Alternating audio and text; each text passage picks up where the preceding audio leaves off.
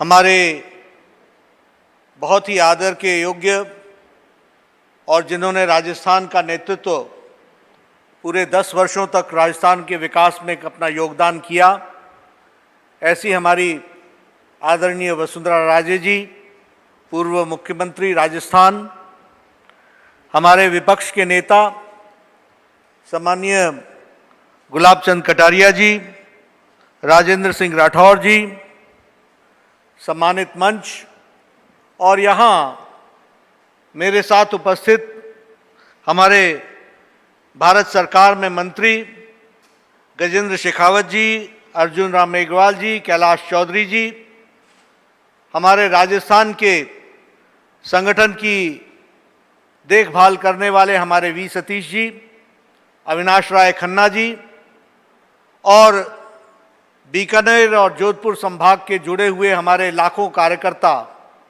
जो इस virtual rally के माध्यम से आप सब जुड़े हैं, आप सबका बहुत बहुत अभिनंदन, आप सबका बहुत बहुत स्वागत। मित्रों, आज जब हम लोग इस वर्चुअल रैली में जुड़े हैं तो समय भी गमगीन है। जो घटना गलवान में घटी, जिसके लिए हम सब लोगों ने शहीदों के लिए मौन रखा, मैं अपनी ओर से और अपनी पार्टी की ओर से उन सभी शहीदों को, और राजस्थान में भी पिछले 1 महीने में 4 हमारे नौजवान देश की रक्षा करते करते शहीद हुए, उन सबको श्रद्धा सुमन श्रद्धांजलि देता हूं अपनी ओर से और अपनी पार्टी की ओर से, और उनको ये विश्वास दिलाना चाहता हूं उनके परिवारों को कि आपका ये शहादत व्यर्थ नहीं जाएगी, और साथ ही साथ उन परिवारों को ईश्वर शक्ति दे, क्योंकि वह सिर्फ परिवार के सपूत नहीं थे, वह देश के सपूत थे। सारा देश उनके साथ खड़ा है, यह बात मैं कहना चाहता हूं।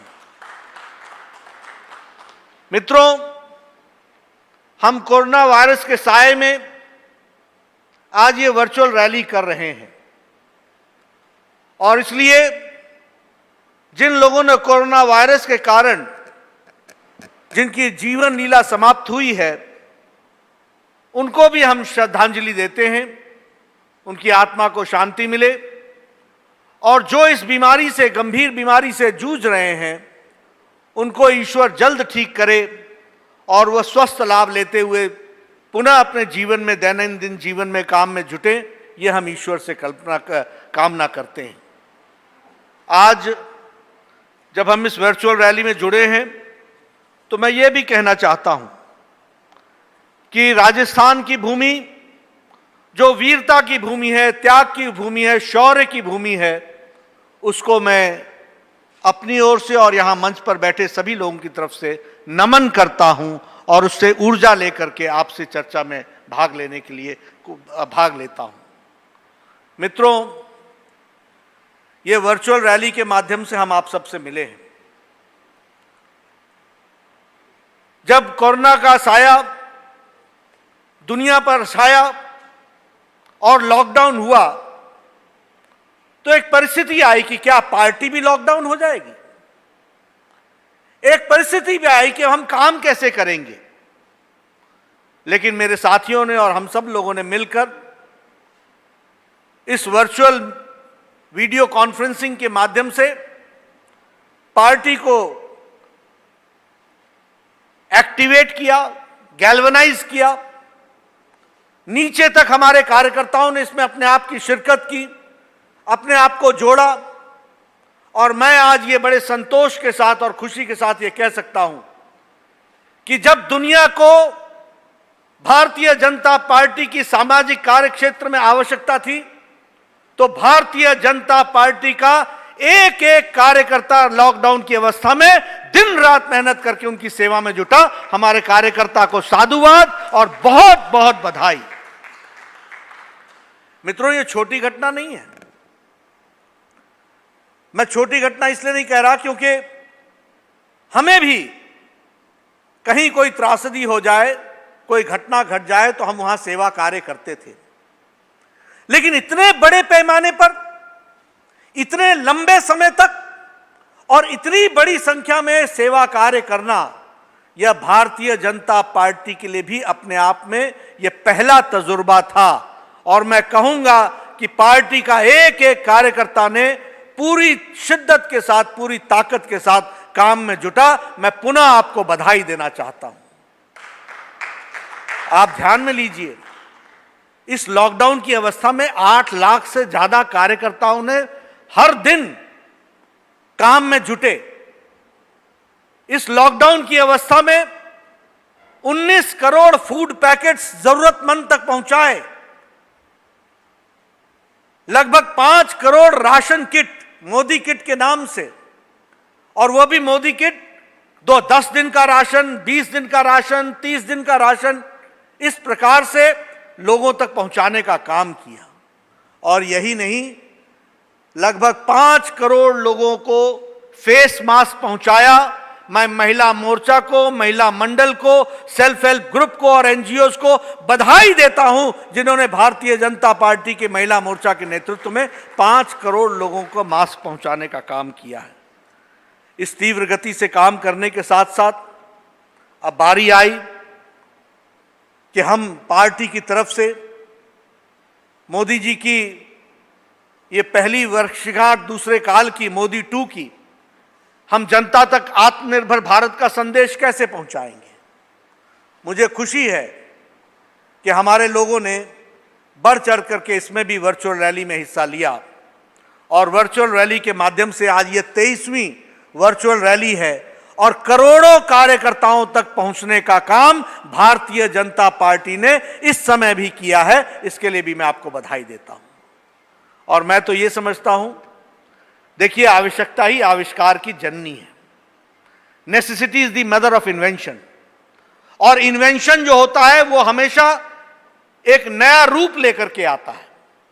कभी आपने सोचा था कि हम अगर रैली करेंगे, जो हम रैली किया करते थे, तो उसकी जुड़ने की संख्या 33 लाख होगी, 34 लाख होगी, 1 करोड़ होगी। लेकिन आज जब हम वर्चुअल रैली कर रहे हैं तो हम लगभग 50 लाख, 40 लाख लोगों से जुड़ रहे हैं। यह वर्चुअल रैली की ताकत है, इसको भी हमको समझना चाहिए। और मैं बैठा बैठा खुश हो रहा था एक बात को ध्यान में लेकर कि कहां रैली से मैंने देखना था कि कहां बैठे हैं पब्बाराम विश्नोई जी, कहां बैठे हैं कसाबा जी, और कहां बैठे हैं हमारे वैष्णोदेव देवनानी जी, और कहां बैठे हैं हमारे नरवत सिंह राजवीर जी, और कहां बैठे हैं हमारे अपने सतवीर सतीश जी, हमारे राजेंद्र गहलोत जी। आपको बधाई देता हूं, राज्यसभा के आप मेंबर बने हैं, बड़े नजदीक से आपको मैं देख पा रहा हूं। चंद्रशेखर जी को देख पा रहा हूं, हमारे अरविंद चतुर्वेदी जी को देख पा रहा हूं, प्रणामी जी को देख पा रहा हूं।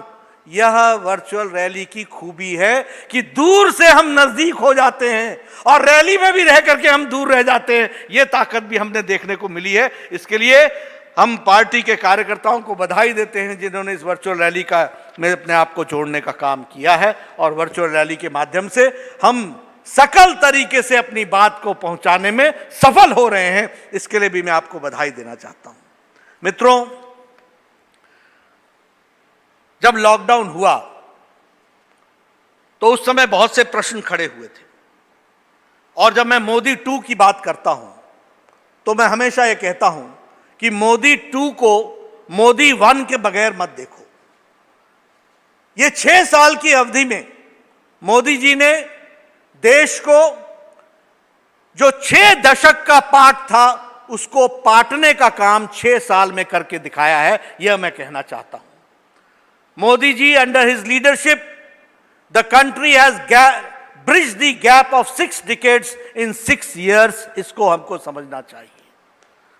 और जब हम मोदी 2 की बात करते हैं 1 साल की, तो हमारे अचीवमेंट्स, हमारी उपलब्धियां, वो उपलब्धियां हुई हैं जो कभी हमने सोची नहीं थी, वो भी हुई हैं। लेकिन इसी साल में हमने अनकैलकुलेबल, अनइमेजिनेबल कोरोना वायरस को भी जिस तरीके से मोदी जी के नेतृत्व में भारत सरकार ने इससे लड़ाई लड़ी है, यह भी अपने आप में अद्भुत रहा है, इसको भी हमको समझना चाहिए। याद करिए, जब लॉकडाउन लगा था उस समय भारत की स्थिति क्या थी?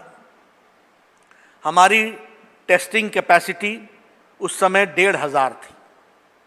हमारे एक भी हॉस्पिटल कोविड डेडिकेटेड नहीं था। हमारे पास वेंटिलेटर्स की कमी थी। हमारे पास उस समय लड़ने की दृष्टि से जो आवश्यक व्यवस्था मुहैया करानी थी वो नहीं थी।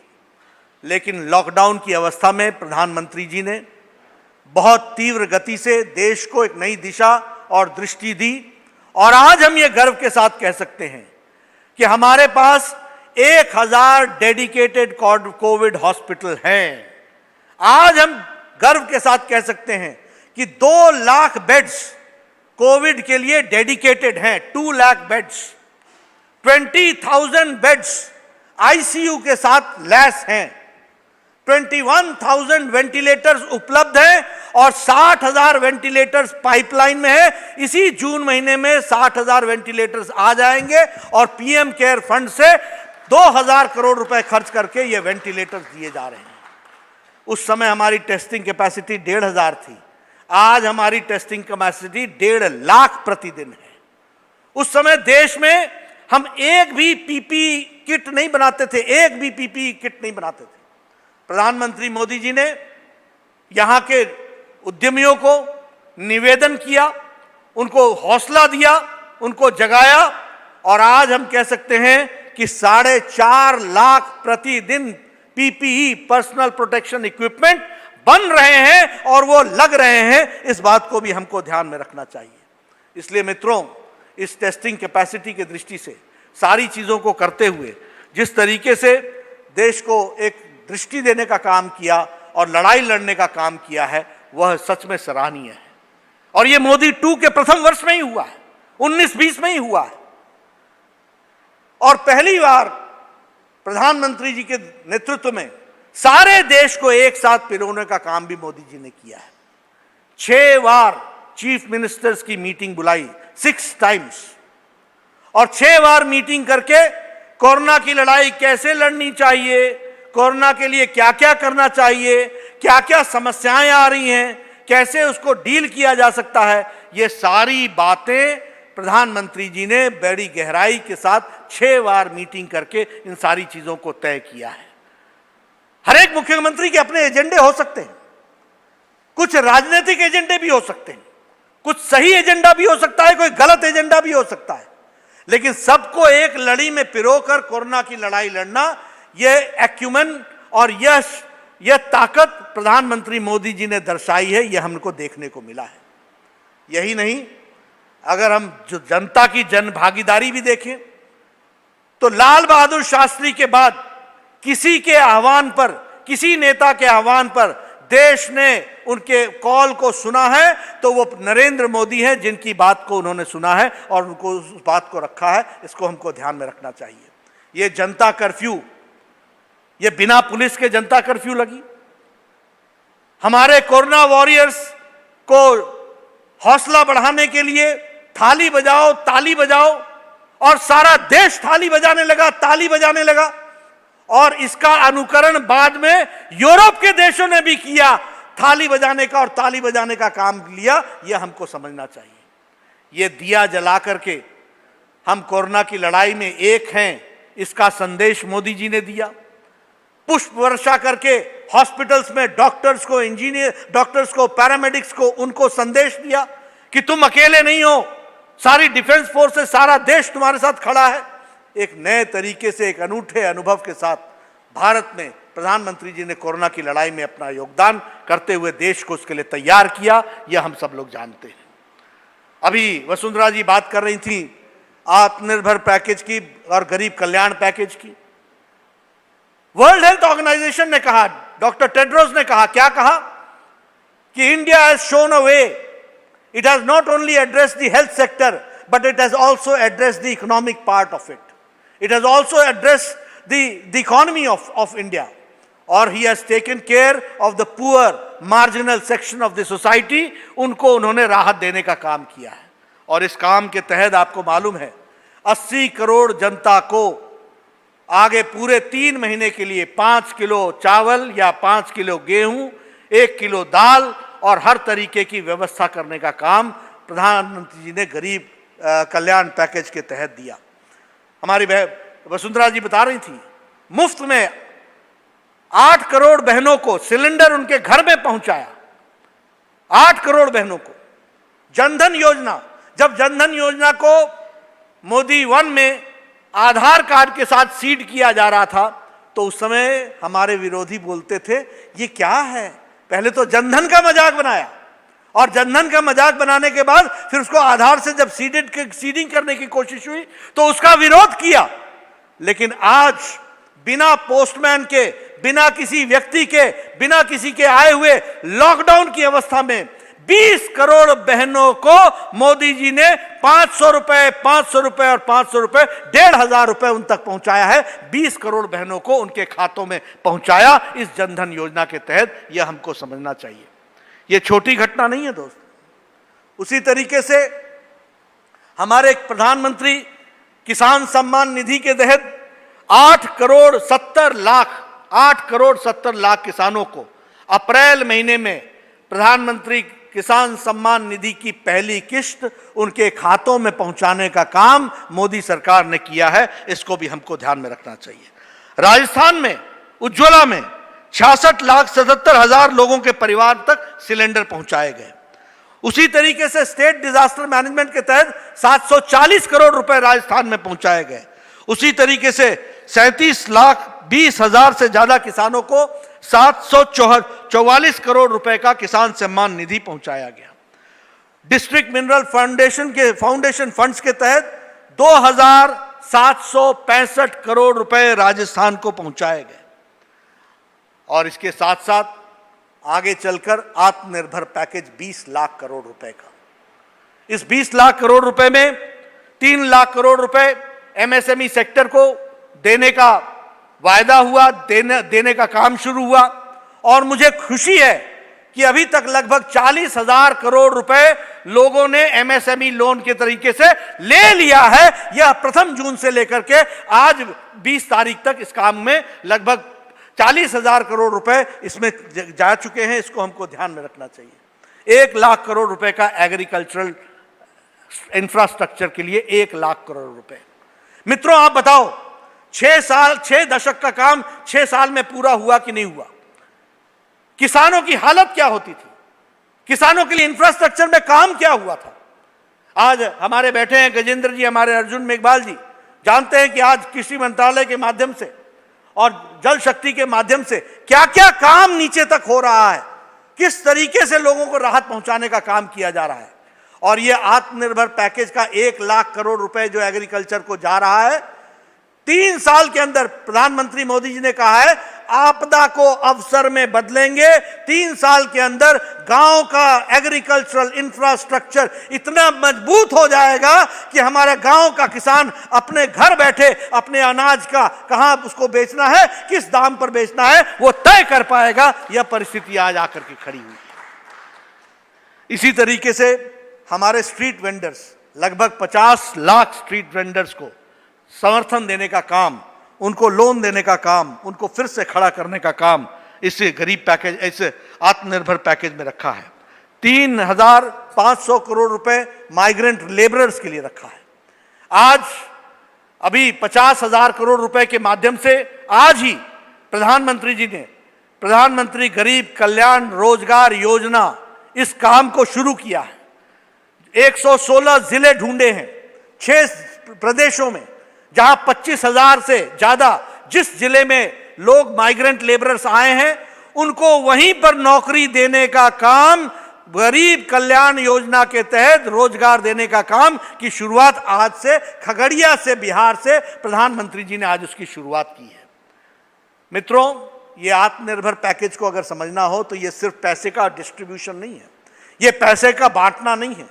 इसमें इंफ्रास्ट्रक्चर को खड़ा करना है, इसमें इंफ्रास्ट्रक्चर के साथ साथ रिफॉर्म्स लाने हैं और सारे रिफॉर्म्स ला दिए गए हैं।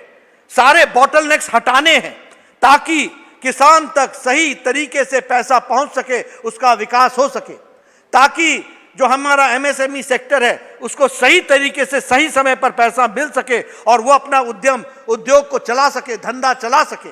इसके रिफॉर्म्स की बात उसमें कही गई है। कोल सेक्टर में रिफॉर्म्स किए गए हैं, एयर सेक्टर में रिफॉर्म्स किए गए हैं। इसलिए आत्मनिर्भर पैकेज सिर्फ पैसा ही नहीं, पैसे के साथ साथ सुविधा प्रदान करते हुए, कानून में परिवर्तन लाते हुए किस तरीके से हम जमीनी स्तर पर लोगों को हम फायदा दे सकेंगे, इस तरीके का काम किया है। जब हम आत्मनिर्भर पैकेज की बात करते हैं तो राजस्थान जो ज्वेलरी में, उसी तरीके से मीनाकारी में, उसी तरीके से राजस्थान की पेंटिंग, उसी तरीके से राजस्थान का वुड फर्नीचर का काम, इन सारे कामों को इस आत्मनिर्भर पैकेज में बहुत ताकत मिलेगी। और जो वोकल फॉर लोकल, और मैं कहता हूं vocal for local and make it global, global तक हमको ले जाने का अवसर देना है, उसको हमको समझाने की जरूरत है, उसको हमको आगे बढ़ाने की जरूरत है। दुनिया ने मोदी जी के कार्य को सराहा। वर्ल्ड बैंक ने कहा कि यह जो 20 लाख करोड़ रुपए का पैकेज है यह भारत की तस्वीर बदलेगा। यूएन ने कहा कि भारत ने बहुत अच्छा पैकेज दिया है। वर्ल्ड हेल्थ ऑर्गेनाइजेशन ने हेल्थ के साथ साथ उसको इकोनॉमी से भी जोड़ने का काम किया है। मित्रों, हमें मालूम है यह अनकैलकुलेबल कोरोना का संक्रमण था, यह अनइमेजिनेबल था। हमें भी नहीं मालूम था कि क्या क्या समस्याएं आएंगी। हमारे राष्ट्रीय पदाधिकारी यहाँ बैठे हैं, उनके साथ मेरी विजुअल कॉन्फ्रेंस होती थी और विजुअल कॉन्फ्रेंस में हम वीडियो कॉन्फ्रेंस हमारी होती थी। हम लोग हर दिन नई समस्या देखते थे और नई समस्या का निवारण करने के लिए जुट जाते थे। प्रधानमंत्री मोदी जी हर दिन नई समस्या को एड्रेस कर रहे थे। हमारी इच्छा थी कि माइग्रेंट लेबरर्स वहीं रहें जहां वो रह रहे थे, इसके लिए उनके राशन की व्यवस्था की गई थी। लेकिन भावना के कारण वो अपने गांव जाना चाहते थे, अपने घर पहुंचना चाहते थे। हमें मालूम है कि तकलीफ हुई, लाखों लोग घर के लिए चले, लेकिन हमारे भारत सरकार ने लगभग 4000 से अधिक श्रमिक ट्रेन चलाकर लगभग 50 लाख लोगों को उनके गंतव्य स्थान तक पहुंचाया। लगभग इसी तरीके से 50 लाख लोगों को बसों से पहुंचाया और रास्ते में जो लोग मिले उनको भारतीय जनता पार्टी के कार्यकर्ताओं ने उनको मलहम लगाया, उनकी दुख तकलीफ में साथ हुए, उनके लिए शेल्टर का प्रबंध किया, भोजन का प्रबंध किया, चरण पादुकाओं का इंतजाम किया और उनको सेफ घर पहुंचाने की व्यवस्था की, उसके लिए गाड़ी की व्यवस्था की। मैं पार्टी के कार्यकर्ताओं को इसके लिए बहुत बहुत साधुवाद देता हूं जिन्होंने इस काम को आगे बढ़ाने का काम किया। लेकिन मुझे दुख के साथ कहना पड़ता है कि जब हम लड़ाई लड़ रहे थे तो कांग्रेस पार्टी राजनीति कर रही थी। दुख के साथ कहना पड़ता है। हम एक ऐसी पार्टी के सदस्य हैं, हम लंबे समय तक विपक्ष में रहे हैं। 1962 का लड़ाई हुई, 1965 की लड़ाई हुई, 70 के दशक में बांग्लादेश को मुक्ति दिलाने का काम था, इंडिपेंडेंट करने का काम था। देश युद्ध में उतरा। हमारे तब के सभी नेताओं ने उस समय के सभी प्रधानमंत्रियों के साथ कंधे से कंधा मिलाकर देश के लिए खड़े हुए। यह हमारा इतिहास है, यह हम कह सकते हैं। लेकिन कांग्रेस पार्टी हमेशा राजनीति करती है, हमेशा राजनीति करती है। कोरोना के संक्रमण में भी लॉकडाउन क्यों लगा रहे हो, लॉकडाउन क्यों लगा रहे हो? अरे तुम्हारे मुख्यमंत्री पंजाब के और राजस्थान के पहले लॉकडाउन लगा देते हैं, उनको नहीं पता चलता कि उनके नेता क्या कह रहे हैं। फिर कहते हो लॉकडाउन उठा क्यों नहीं रहे हो, लॉकडाउन उठा क्यों नहीं रहे हो? अरे आपके मुख्यमंत्री वो राजस्थान के हो, वो पंजाब के हो, वो छत्तीसगढ़ के हो, वो महाराष्ट्र में आप सहयोगी दल हो, आपके मुख्यमंत्री प्रधानमंत्री जी से निवेदन करते हैं कि लॉकडाउन चले रहना देना चाहिए। वो तुम्हारी बात नहीं सुन रहे, तुम्हारे मुख्यमंत्री तुम्हारी बात नहीं सुन रहे। क्या विपक्ष है, क्या काम पकड़ा हुआ आपने? जब लॉकडाउन उठाने लगे तो उठा क्यों रहे हो? रोड मैप क्या है? अरे भारत का रोड मैप तो मोदी जी के नेतृत्व में सही है, तुम्हारी पार्टी का रोड मैप क्या है यह तय करो। कहां जा रहे हो तुम? आज देश चीन के सरहदों पर, भारत चीन के बॉर्डर पर गलवान में जब लड़ाई लड़ रहा है तो हमारे नेता हर दिन ट्वीट करके फौज का मनोबल गिरा रहे हैं और अपनी बुद्धि का प्रदर्शन कर रहे हैं, अपने बुद्धि के बारे में प्रदर्शित कर रहे हैं। अनआर्म्ड क्यों चले गए? अरे मालूम नहीं है तुमको कि क्या नियम होते हैं, अंतर्राष्ट्रीय समझौते क्या होते हैं? और आर्म्ड नहीं गए थे। क्यों अपने बुद्धि का प्रदर्शन कर रहे हो? क्यों अपनी सीमित जानकारी का प्रदर्शन कर रहे हो? कोई जानकारी नहीं तुम्हें, और देश के फौजियों का मनोबल गिराने का काम तुमने पकड़ा है। और जो भाषा का तुम इस्तेमाल करते हो, मैं दुख के साथ कहना चाहता हूं, भाषा जो भी कोई व्यक्ति इस्तेमाल करता है वो अपने परिवार के संस्कारों को भी प्रतिलक्षित करता है। और कम से कम भारतीय परिवारों के परिवेश इस तरीके के संस्कार नहीं होते जिस तरीके की भाषा का तुम प्रयोग करते हो। मैं ये कहना चाहूंगा पूरे अदब के साथ, पूरे संयम के साथ, कि भारत, वो इंडियन नेशनल कांग्रेस, उस परंपरा की जानी गई कांग्रेस, उसके नेता इस तरीके की भाषा, प्रधानमंत्री के लिए इस तरीके के शब्द, आपने प्रधानमंत्री की इज्जत तो नरेंद्र मोदी जी की क्या करनी है, आपने तो अपने प्रधानमंत्री की इज्जत नहीं की थी। उनके ऑर्डिनेंस को फाड़ डाला था। दुनिया जानती है, देश जानता है, लेकिन कम से कम जब आपके मुंह से कोई शब्द निकलता है तो आपके परिवार के संस्कारों पर भी प्रतिलक्षित होता है। और ये भारतीय परिवेश के संस्कार नहीं है, ये मैं जरूर कहना चाहता हूं। ऑपोजिशन होना चाहिए। I believe in opposition, we believe in opposition, but we believe in constructive opposition. Opposition with content, उसमें ताकत होनी चाहिए, उसमें जिस बात को कहा जाए उसमें कोई शक्ति होनी चाहिए। कंटेंटलेस ऑपोजिशन, जिसके पास ना डायरेक्शन है ना कुछ है। कल की सभी दलों की सभा हुई, सभी दलों के साथ बैठक हुई, प्रधानमंत्री जी ने बैठक ली। एक स्वर से सब लोगों ने प्रधानमंत्री जी के साथ खड़े होने का वायदा करते हुए, देश पूरा साथ खड़ा है, इस बात को रिजॉल्व किया, एक साथ खड़ा है। लेकिन कांग्रेस पार्टी पूछ रही थी ये कैसे, वो कैसे, कहां हुआ, कैसे हुआ। इतने लंबे समय तक तुम सरकार में रहे, आपको मालूम नहीं है सरकारें कब और कैसे जवाब देती हैं? आपको मालूम नहीं है? कल प्रधानमंत्री जी ने बड़े स्पष्ट शब्दों में कहा, ना कोई घुसा है ना कोई घुसा हुआ है। भारत की सेना जल, नभ, नीचे और आकाश, सब जगह पूरी ताकत के साथ अपनी सीमाओं की रक्षा करने में सक्षम है और उसको पूरी छूट दी गई है। यह बात प्रधानमंत्री जी ने कही। लेकिन हमारे यहां इस समय भी राजनीति करने वाले ऐसे गैर जिम्मेदाराना, इट्स एन इररिस्पॉन्सिबल ऑपोजिशन जो हमको देखने को मिला है, यह मैं जरूर कहना चाहता हूं। मित्रों, अगर मैं मोदी 2 के प्रथम वर्ष की बात कहूं तो बहुत सी बातें हमारे पूर्व वक्ताओं ने, सतीश जी ने और वसुंधरा जी ने कहा है, लेकिन मैं उसको इसलिए दोहराना चाहता हूं क्योंकि वह इतिहास में दर्ज होगा पूरी शान और शौकत के साथ। और वह काम जो वर्षों से हम लोगों ने सोच रखा था, जो वर्षों से हम चाहते थे, उसको पूरा किया तो मोदी जी की सरकार ने पूरा किया, यह मैं कह सकता हूं।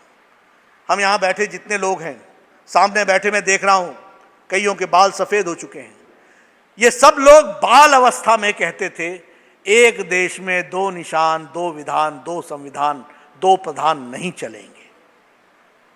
कितनी यात्राएं हमने श्रीनगर को की, एकता यात्रा, तिरंगा यात्रा, कितनी यात्राएं की, सिर्फ इसलिए कि जम्मू कश्मीर से धारा 370 हटना चाहिए। धारा 370 में अलगाववाद के बीज हैं, उसको पनपने नहीं देना चाहिए। 35A को हटाना चाहिए और जम्मू कश्मीर को मुख्य धारा में शामिल करना चाहिए।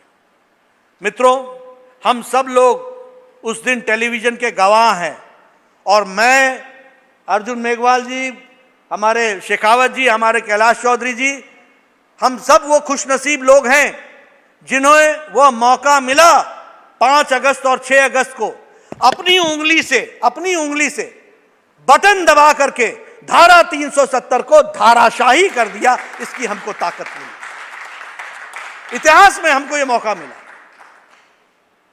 और जब ये धारा 370 हटाई गई तो हम समझ सकते हैं कि उसकी खुशी देश में कितनी हुई हो।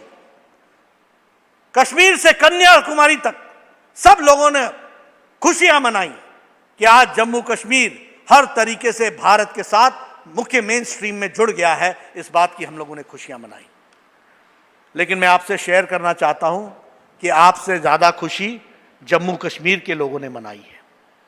और मैं कहने के लिए नहीं कह रहा हूं, मैं ये तथ्यों के साथ कह रहा हूं। आपको शायद नहीं मालूम होगा कि जम्मू कश्मीर में आज दिन तक धारा 370 के कारण वहां डीलिमिटेशन नहीं हुआ है। और डीलिमिटेशन नहीं होने के कारण वहां ट्राइबल पॉलिटिकल रिजर्वेशन नहीं है। हमारे मुस्लिम भाई गुजर, हमारे मुस्लिम भाई बकरवाल जो पुंछ और राजौरी के इलाके में हैं, उनका कोई ट्राइबल रिजर्वेशन नहीं है। वो विधानसभा में ट्राइबल सीट से नहीं जा सकते हैं। और जम्मू कश्मीर के नेताओं ने, आकाओं ने मुस्लिम गुजरवाल और बकरवाल और गुजर भाइयों के साथ अन्याय किया। लद्दाख सारे का सारा ट्राइबल है, लेकिन लद्दाख ट्राइबल रिजर्वेशन नहीं है। अब डीलिमिटेशन होगा और धारा 370 हटने के कारण डीलिमिटेशन होगा। और डीलिमिटेशन होने के बाद पहली बार हमारा गुजर भाई और बकरवाल भाई जम्मू कश्मीर की विधानसभा में ट्राइबल सीट पर पहुंचेगा और उससे उसको रिजर्वेशन मिलेगी। आपको नहीं मालूम होगा कि जम्मू कश्मीर में हमारे वाल्मीकि भाई सिर्फ सफाई कर्मचारी रह सकते थे। वो पंजाब से लाकर के बसाए गए थे। उनका बच्चा अगर जम्मू कश्मीर में नौकरी करना चाहता है तो सिर्फ सफाई कर्मचारी की नौकरी कर सकता था। यह है इनका बर्ताव दलितों के प्रति, यह है इनका बर्ताव हमारे वाल्मीकि भाइयों के प्रति। There was no reservation for them. वो सिर्फ लग सकते थे तो सफाई कर्मचारी बन सकते थे। आज धारा 370 हट गई है और धारा 370 हटने के कारण अब सफाई कर्मचारी का बेटा भी अब डॉक्टर बन सकेगा, इंजीनियर बन सकेगा, जज बन सकेगा और जम्मू कश्मीर के एडमिनिस्ट्रेशन में नौकरी कर सकेगा। यह परिस्थिति आज आकर के खड़ी हुई है। शायद आपको मालूम नहीं होगा कि भारत में 3 ऐसे प्रधानमंत्री, एक उप प्रधानमंत्री और 2 प्रधानमंत्री बने जो वेस्ट पाकिस्तान से आए थे। मनमोहन सिंह वेस्ट पाकिस्तान से आए, भारत में आए, चुनाव लड़ा और वो भारत के प्रधानमंत्री बने। इंद्र कुमार गुजराल वेस्ट पाकिस्तान से आए थे, यहां चुनाव लड़ा और वो भारत के प्रधानमंत्री बने। हमारे श्रद्धेय लाल कृष्ण आडवाणी वेस्ट पाकिस्तान से आए थे, भारत में चुनाव लड़ा और भारत के उप प्रधानमंत्री बने, ये हम जानते हैं। लेकिन आपको शायद पता नहीं होगा कि जो वेस्ट पाकिस्तान से रेफ्यूजी आए और जम्मू कश्मीर में बस गए, उनको काउंसिलर का भी चुनाव लड़ने का अधिकार नहीं था। उनको विधानसभा में भी वोट देने का अधिकार नहीं था। अब धारा 370 हटी है, वह काउंसिलर भी लड़ेगा, वो विधानसभा का चुनाव भी लड़ेगा, वो लोकसभा का भी चुनाव लड़ेगा और वो भारत में मंत्री भी बन सकता है, प्रधानमंत्री भी बन सकता है। वह उसको वो पूरी छूट मिलेगी, यह हमको समझना चाहिए। लेकिन इससे पहले नहीं था। भारत के 106 कानून जम्मू कश्मीर में लागू नहीं होते थे। 106 laws enacted by Parliament of India was not implemented in Jammu Kashmir. Domestic Violence Act यह लागू जम्मू कश्मीर में नहीं था। जम्मू कश्मीर की बहनें अगर जम्मू कश्मीर के बाहर किसी से शादी कर ले तो उनको प्रॉपर्टी के राइट से वंचित होना पड़ता था। जम्मू कश्मीर में POCSO, prevention of children sexual offences, यह कानून वहां लागू नहीं था। बच्चों के साथ दुर्व्यवहार होता था, कोई उस पर रोक नहीं थी। प्रिवेंशन ऑफ करप्शन एक्ट लागू नहीं था। अब प्रिवेंशन ऑफ करप्शन एक्ट लगा है। जम्मू कश्मीर के बैंक की इंक्वायरी चल रही है। दूध का दूध, पानी का पानी होगा और जिन लोगों ने इतने दिनों तक भ्रष्टाचार किया है वो जेल के सीटों के पीछे होंगे। यह परिस्थिति आकर के खड़ी होगी। इसलिए मित्रों, यह सिर्फ जम्मू कश्मीर में धारा 370 हटना नहीं है, यह जम्मू कश्मीर को मुख्य धारा में शामिल करने के बराबर है। उसको भी हमको समझना चाहिए। वसुंधरा जी ने चर्चा की सतीश पुनिया जी ने ट्रिपल तलाक की चर्चा की। सुप्रीम कोर्ट ने कहा था राजनीतिक इच्छा शक्ति नहीं थी, वो मोदी जी ने राजनीतिक इच्छा शक्ति दिखाई और ट्रिपल तलाक को डू अवे कर दिया और 9 करोड़ हमारी मुस्लिम बहनाओं को आजाद कर दिया। इस बात को भी हमको समझना चाहिए, इस कुरीति से उनको आजाद कर दिया गया, यह हमको समझना चाहिए। और मैं आपकी जानकारी के लिए बताना चाहता हूं, क्योंकि हमारी भी दिमाग में यह स्पष्ट होना चाहिए, ट्रिपल तलाक पाकिस्तान में नहीं है, यह इस्लामिक देश है। हम तो सेक्युलर देश है, वो तो इस्लामिक देश है। बांग्लादेश में ट्रिपल तलाक लागू नहीं है, अफगानिस्तान में ट्रिपल तलाक लागू नहीं है, मलेशिया बहुतायत मुस्लिम है, ट्रिपल तलाक लागू नहीं है, इंडोनेशिया बहुतायत मुस्लिम है, ट्रिपल तलाक लागू नहीं है, टर्की ट्रिपल तलाक लागू नहीं है, सीरिया ट्रिपल तलाक लागू नहीं है। ये देश जो इस्लामिक देश है वहां ट्रिपल तलाक नहीं है, और हमारे यहां हम ज्यादा सेकुलर बने हुए यहां मुस्लिम महिलाओं के साथ वर्षों की सदियों की कुरीति झेल रहे थे। मोदी जी ने हमारी बहनों को उससे भी आजाद करा दिया है और उनको सामाजिक सुरक्षा दी। इस बात को भी हमको समझना चाहिए। जहां तक CAA का सवाल है, मैं कहना चाहता हूं, हमारे यहां मेघवाल जी बैठे हैं, आपके यहां कितने लोग मेघवाल बांग्लादेश से आए, पाकिस्तान से आए? बांग्लादेश की हिंदुओं की और माइनॉरिटीज की संख्या 23% थी जब भारत का विभाजन हुआ, आज वहां 7% रह गई है। पाकिस्तान में रिलीजियस माइनॉरिटी की संख्या 27% थी, आज 3% रह गई है। अफगानिस्तान में 50,000 हमारे सिख भाई थे, आज 3,000 सिख भाई रह गए हैं। कहां चले गए ये? कहां चले गए? या तो उनको जबरदस्ती वहां रिलीजियस प्रोसिक्यूशन के तहत उनको इस्लाम बना दिया गया, या फिर वो भारत आए और वो भारत में थे लेकिन भारत की नागरिकता उनके पास नहीं थी। मुझे अफगानिस्तान के सरदार सिख भाई हमारे 20 साल से जो यहां पर है वो मिलने आए थे। मुझे सिंध से आए हुए लोग जो इंदौर में बसे हुए हैं वो मिलने आए थे। मेघवाल जी आपने जोधपुर में बसे हुए लोगों को, फिर वो चाहे मेघवाल समाज के थे, बाकी समाज के थे, उनसे आपने मिलाया था। बेचारे स्कूल में एडमिशन नहीं ले सकते, मेडिकल कॉलेज में पढ़ नहीं सकते, इंजीनियरिंग कॉलेज में जा नहीं सकते, नौकरी पे सरकारी नौकरी में आ नहीं सकते थे, क्योंकि वो भारत के नागरिक नहीं थे। मोदी जी ने उन सबको नागरिकता प्रदान की है। ये CAA नागरिकता देने का है, लेने का नहीं है। इस बात को हमको समझना चाहिए। एक बहुत बड़ा ऐतिहासिक कदम उठाया CAA का, और जवाहरलाल नेहरू कहते थे कि इनको यहां ला करके बसाना चाहिए।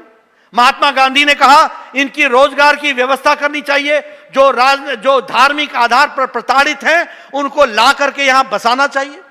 मनमोहन सिंह ने 2003 के दिसंबर में राज्यसभा में कहा, अडवाणी जी गृह मंत्री थे, कि इन लोगों को जो बांग्लादेश से आए हैं, अफगानिस्तान से आए हैं, इनको आपको सिटीजनशिप देना चाहिए। ये दीगर बात है, ये अलग बात है कि आप उसके बाद 10 साल प्रधानमंत्री रह गए लेकिन आप नहीं दे सके, लेकिन मोदी जी ने मोदी 2 के पहले साल में उनको नागरिकता अधिकार दे दिया है। इस बात को भी हमको समझना चाहिए।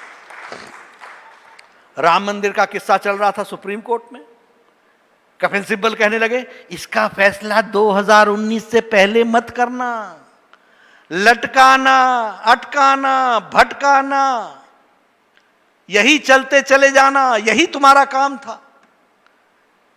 मोदी जी की सरकार आई, सुप्रीम कोर्ट ने डे टू डे हियरिंग की, समयबद्ध तरीके से फैसला दिया और यूनैनिमस फैसला दिया और भारत के सरकार में प्रधानमंत्री जी ने समाज में सौहार्दपूर्ण वातावरण रखते हुए इस भव्य मंदिर के निर्णय को सहर्ष स्वीकार करता हुआ सारा समाज आज खुश है और भव्य राम मंदिर बनने की वहां तैयारी है। इस बात को हमको समझना चाहिए। मित्रों, अगर हम बात करें RCEP की, रीजनल कॉम्प्रिहेंसिव इकोनॉमिक पार्टनरशिप की, लगभग 16 देश हैं इसमें। 15 एक तरफ थे, 16वां देश भारत एक तरफ था। मनमोहन सिंह जी ने इसकी शुरुआत की थी 2012 में, लेकिन हमारे नरेंद्र मोदी जी ने कहा यह RCEP regional comprehensive economic partnership, ये हमारे किसानों के हित में नहीं है, ये हमारे मजदूरों के हित में नहीं है, ये हमारे मध्यम दर्जे के उद्योगपतियों के हित में नहीं है, ये हमारे उद्यमियों के हित में नहीं है। इसलिए 15 देश एक तरफ रहने के बावजूद और भारत को निमंत्रण देने के बावजूद मोदी जी ने स्पष्ट शब्दों में कह दिया कि भारत के कंसर्न है, भारत के मजदूर हमारे और किसान हमारी जीवन है, उनके लिए हम काम करते हैं, इसलिए हम आरसेप में अपने आप को शामिल नहीं करेंगे। 15 देश एक तरफ, 16वां देश भारत अलग खड़ा हुआ और अपने मजदूरों के साथ खड़ा हुआ। इस बात को समझना चाहिए, किसानों के साथ खड़ा हुआ, यह भी हमको ध्यान में रखना चाहिए। आपने सुना होगा बोडोलैंड, बोडोलैंड, बोडोलैंड, लंबे समय तक आपने इस बारे में सुना होगा। आपको शायद पता होगा कि बोडोलैंड का विषय जब था तो आसाम की इंटीग्रिटी बनाते हुए, बोडो की समस्या ध्यान में रखते हुए बोडो समस्या का सुझाव कर लिया गया, बोडो अकॉर्ड हो गया और बोडो के सारे लोग इसी आसाम के ही टेरिटरी के अंदर सब लोग ठीक ढंग से आगे अपनी जीविका चलाएंगे और भारत सरकार ने उनको ठीक से बसाने के लिए 1500 करोड़ रुपए का पैकेज देकर के इस काम को किया।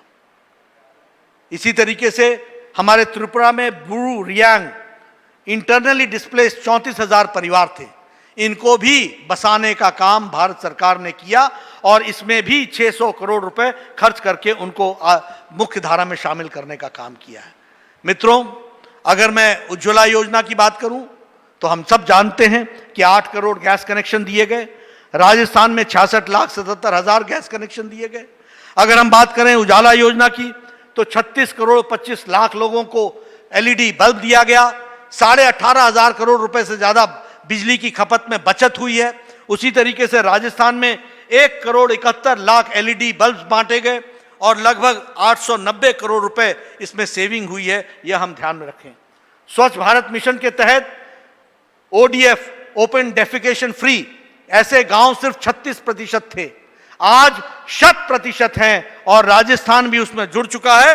राजस्थान में 27% से बढ़कर के अब 100% ओडीएफ हो गया है राजस्थान। ये प्रधानमंत्री जी के 6 साल के नेतृत्व में यह हम सबको देखने को मिला है। सौभाग्य योजना में 2 करोड़ 62 लाख घरों को बिजली से जोड़ा गया और इसमें सारे बिजली इलेक्ट्रिफाइड हो गए। राजस्थान में भी 41,000 घरों को नया इलेक्ट्रिफिकेशन से जोड़ा गया, यह हम सब जानते हैं। आयुष्मान भारत, मुझे सौभाग्य है कि मुझे स्वास्थ्य मंत्री के रूप में इस कार्यक्रम से जुड़ने का मौका मिला। प्रधानमंत्री मोदी जी ने यह जिम्मा मुझे दिया और आज मैं ये बड़े गौरव के साथ कह सकता हूं कि this is the world's largest health coverage programme और ये भारत का सबसे बड़ा हेल्थ कवरेज प्रोग्राम है। वसुंधरा जी ने भामाशाह योजना शुरू की थी, वो बधाई की पात्र हैं। ये ठीक है कि उसको ग्रहण लगाने की आगामी सरकारों ने बहुत कोशिश की, लेकिन ये आयुष्मान भारत के साथ जुड़कर आज हम ये गौरव के साथ कह सकते हैं कि 1 करोड़ लोगों को इसका लाभ मिल चुका है और इसमें जुड़े कितने लोग हैं? 10 करोड़ 74 लाख परिवार, 50 करोड़ लोग, जो सारा अमेरिका, मेक्सिको और कनाडा की जनसंख्या को मिला लें तो हमारा आयुष्मान भारत बनता है। इसको 5 लाख रुपए का सालाना हेल्थ कवरेज देने का काम किया है इस आयुष्मान भारत के तहत। और उसी तरीके से आपके यहां भी 154 करोड़ लोगों को, लगभग 9,66,000 लोगों ने इससे सुविधा पा ली है। इस बात को हम आपसे कहना चाहते हैं। मित्रों, जब मैं मोदी सरकार के गुणों की बात कर रहा हूं और उनके द्वारा किए गए कार्यों की बातचीत कर रहा हूं तो मुझे बड़े दुख के साथ बताना पड़ता है कि राजस्थान को आजकल ग्रहण लगा हुआ है और यह जहां विकास के काम पूरी तीव्र गति से भारत सरकार कर रही है, वहां मुझे पता चलता है कि 25 लाख मास्क गायब हो गए, पीपीई किट गायब हो गया, हेल्थ के क्षेत्र में घोटाला हो गया, विकास के कार्यों में रुकावट आ गई। मुझे याद है सतीश पुनिया जी वीडियो कॉन्फ्रेंस में हमेशा बार बार बोलते थे कि हम लोगों की सेवा करना चाह रहे हैं, लेकिन कांग्रेस की सरकार हमारे ऊपर एफआईआर लॉन्च कर रही है, हमारे एमएलओ पर एफआईआर लॉन्च कर रही है। ये इनकी मानसिकता का प्रदर्शन है, ये इनकी मानसिकता बताती है। हम सेवा कार्य में जुटे हैं, वो एफआईआर में जुटे हैं। हर चीज में राजनीति। आप सोचिए कि इनकी सोच कितनी नीचे चली गई है, और ऐसे नीचे सोच वाले राजस्थान को कहां उठाएंगे, इसका भी आपको विचार करना चाहिए। जिसकी सोच छोटी हो, जिसकी सोच बहुत निचले स्तर की हो, वो राजस्थान को ऊपर कहां उठाएगा। मैं इसीलिए आपसे भी निवेदन करना चाहता हूं कि आप सब लोग पूरी ताकत के साथ मोदी जी के साथ तो खड़े हैं। राजस्थान में भी आपने लोकसभा में बहुत अच्छे नंबर लिए, आपने सफलता हासिल की। आने वाले समय में कोई मौका हम चूकेंगे नहीं, और आप सबके नेतृत्व में निश्चित रूप से राजस्थान में भी आने वाले समय में जब भी मौका आएगा तो जरूर वहां पर भी भारतीय जनता पार्टी मजबूती से आगे बढ़ेगी। इस बात को हम आपको कहना चाहते हैं और आपकी सेवा में जुटेगी। मैं आपका ज्यादा समय नहीं लेना चाहता, लेकिन हां, राजस्थान के कार्यकर्ता विपरीत परिस्थिति में काम कर रहे हैं, उनको मैं साधुवाद देता हूं, आपको मैं बधाई देता हूं। आपको जितनी मुसीबतें आती हैं उसका मुझे इल्म है, उसकी मुझे जानकारी है। मैं जानता हूं कि प्रदेश सरकार किस तरीके से आपको तकलीफ और प्रताड़ना करती है, लेकिन उसके बावजूद भी आप सब लोग पूरी शक्ति से लगे हैं। आपको मेरा बहुत बहुत साधुवाद, और पार्टी को आप आगे बढ़ाएं। सतीश पुनिया जी, उनकी टीम को मैं बधाई देता हूं। वसुंधरा जी, हमारे अपने कटारिया जी, हमारे सभी लोगों को मैं बधाई देता हूं। आप लोग विधानसभा में अच्छी लड़ाई, सक्षम लड़ाई लड़े, और लड़ करके राजस्थान के अंदर लोगों की सेवा में आप सब तत्पर रहें, यही आपसे निवेदन है। आपने मेरी बात सुनी, आपका बहुत बहुत धन्यवाद। जय भारत, जय राजस्थान।